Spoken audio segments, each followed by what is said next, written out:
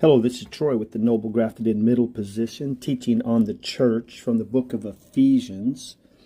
And this is the gospel according to Paul, who was sent to the Gentiles, to preach to the Gentiles the gospel that we are in this mystery, that the Gentiles are fellow heirs, members of the same body, and partakers of the promise in Christ Jesus through the gospel. Of this gospel, Paul was the very least of the saints, of those saved and in Christ.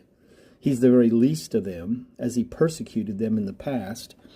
Paul is saying that we need to remember, as Gentiles, you need to remember at one time you were alienated from the commonwealth of Israel. You were not part of that group that was saved out of Egypt by Jesus, that church that was saved out of Egypt by Jesus.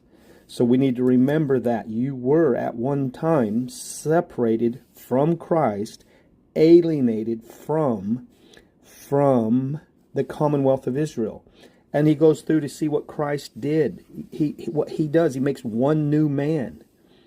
So this Darby dispensationalist idea, which led to Scofield's schism, dispensationalism has become more about sensationalism.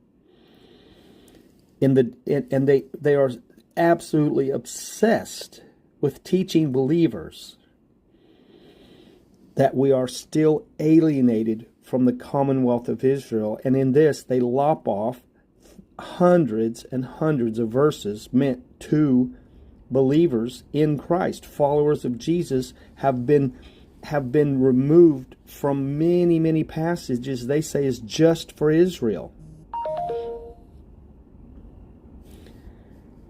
Remember, you Gentiles were alienated from the commonwealth of Israel, but because of what Christ himself has done, breaking down in his flesh the dividing wall of hostility between Jew and Gentile, being reconciled to each other, Gentiles are no longer strangers. Strangers to what? The commonwealth of Israel. We're no longer alienated from the commonwealth of Israel. And it's actually no longer aliens is the word I need to key on. We're no longer aliens. Alienated from the commonwealth of Israel. Remember that we're no longer alienated from the commonwealth of Israel, Darby.